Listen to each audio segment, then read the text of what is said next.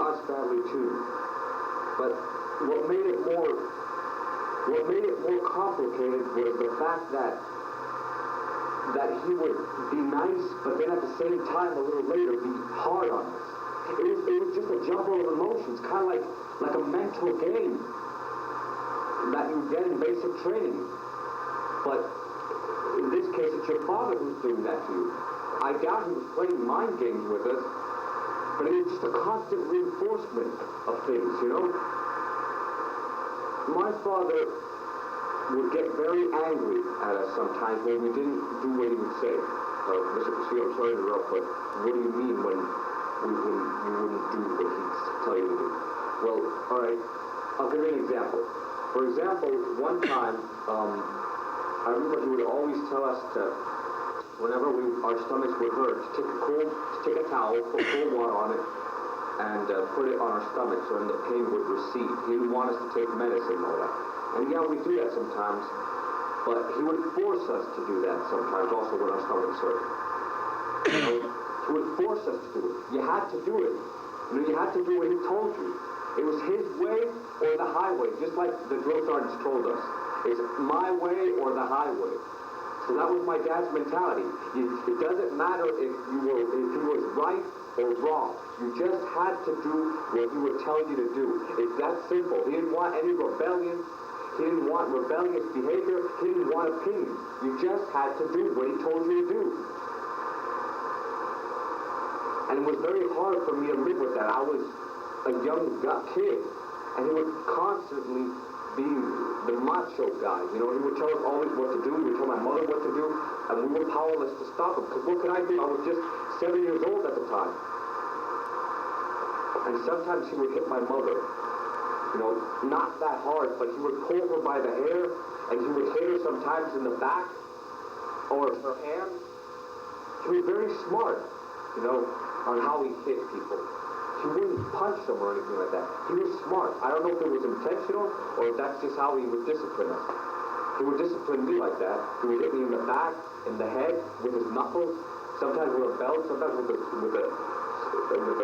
shoe. He would do that to my sister too, pull her by the hair. Do you know how that feels like? Do you know what it feels like to have a father pulling at your hair all the time? To have him looking over you, observing what you're doing? To live with the knowledge that there's a guy in your house that you love, but at the same time you detest because of what he's doing? Do you know what it's like to live like that? Do you? Do you know what it's like to have to watch him do this to your sisters and your mother? He could do this to me all he wanted, but not my mother, not her. Not her. He would do that constantly to her. That's all he would do. Dan Agatino, real quick, I want to go back live into the courtroom, but this seems to me to help the prosecution in the sense that you have him angry here, essentially saying, my father hit my mother, and he's not saying it directly, that is the reason that he kills his father. Right. That's not understanding right from wrong, is it? It isn't in that instance, but all you have to do as a good defense attorney is bifurcate it and say, look, it was at the time of the killing, what was going through his mind, not before, not afterwards, but right then and there. And you could say, yeah, he knew the right from wrong about his dad hitting his mom, but that doesn't mean that he knew right from wrong in him giving justice out. He didn't know it was a wrong thing to do. We go back live into the courtroom. Hay que hacerme caso. Hay que hacerme caso, he would say. Hay que hacerme caso. It's hay que hacerme caso. Caso. What that means is you got to listen to me. You got to do what I say. That's what he would tell us. And sometimes when we were playing, we were doing something that we were probably going to get hurt. He'd say, te vas a hacer daño y te voy a pegar. Translation, you're going to get hurt and I'm going to discipline you physically.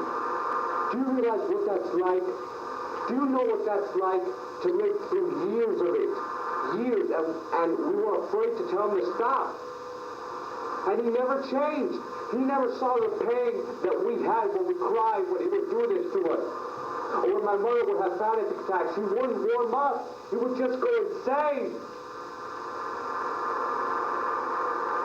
That's why I don't want to live. I don't want to become him. I don't want to remember what he did. And my psychiatrist told me that just because person, does this, doesn't mean that their son is going to do this. Well, I'm sorry. I'm sorry, but my psychiatrist is wrong.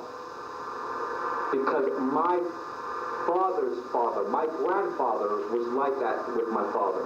And so was his mother. They were brought up in a third world mentality, no offense to that. But they were brought up with a third world mentality. My father, he was hit too sometimes. He told us that his mother carried a belt with her. And she said, whenever you, and they'd always ask her, why do you have a belt with you? And then they'd say that, she said, well, whenever you ask for this, I'm going to have it available. A belt. And I love my grandmother, but I've never met her. But why would you do that? Why would you have a belt on, ready to discipline your children like that? Why? How could you tell them that? How? How could you do that? Scaring them like that. They're just children. I was a child. My mother, my sisters were children. My father was a child. But no, we became victims of disciplinary action that involved physical use. And look at what my father did. He didn't think to stop. He didn't stop to think that this was wrong. No. He grew up and he did exactly what his parents would do. Now, what do you say to that? What do you psychiatrists say to that? He was traumatized. I know he was traumatized. Because if you accidentally hit him physically, he hits you back. It's like a physical trauma that he has. He doesn't want to get hurt. He doesn't. And I don't want to get hurt either. And I don't want to do that to my children. Because that's how I was taught by him. He would tell me, when a child does not listen to you, you've got to hit him or physically discipline them, like an animal, he would tell me. When an animal doesn't listen to you, you've got to hit him, he would say. Por un animal no te hace caso, le tienes que pegar. Cuando un hijo no te hace caso, le tienes que pegar. Do you know what that's like, listening to him say that over and over and over again? Do you? Do you know what that's like? Do you? Do you know what that's like? All right, Mr. Castillo, calm down, please. I'm sorry. I'm sorry, too. I'm sorry. I kind of lost my temper. But do you realize now, well, it seems that you have a lot of trauma in you, Mr. Castillo. You're darn right I do. I have a lot of trauma, pain, and anger at him. I love him. But at the same time, I'm still angry at him. I can't forgive him. He can't forgive us either. He hasn't forgiven my mother. And I don't think my mother's forgiven him for what he's done to her. I remember seeing my mother cry and say, Lito, no, Lito, stop. And me powerless to stop him. Me powerless. I was powerless to stop him. I wanted to call the police so badly, but I was afraid of what would happen. And he wouldn't stop. He would just keep being like that. He'd say, I'm sorry, but no. He'd get back to it the next 2 weeks or so. And whenever he'd get mad with my mother, he'd leave. I understand he's a tortured soul. I understand that. But he never, ever looked for help. He just took his anger and frustrations out on us. He took it out on us. I know he did. I could feel his anger and nerves when he would hit me. I could feel it. I could feel it. It was like some kind of relief for him. I'm not saying that he enjoyed it. I'm not. I'm just saying that it was like a release of anger and frustration, especially when we found out that Teresa was autistic.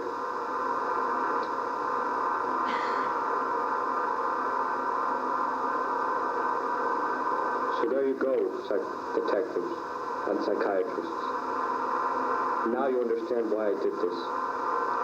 I was troubled. I had a very unhappy childhood a little bit. It was a combination, actually.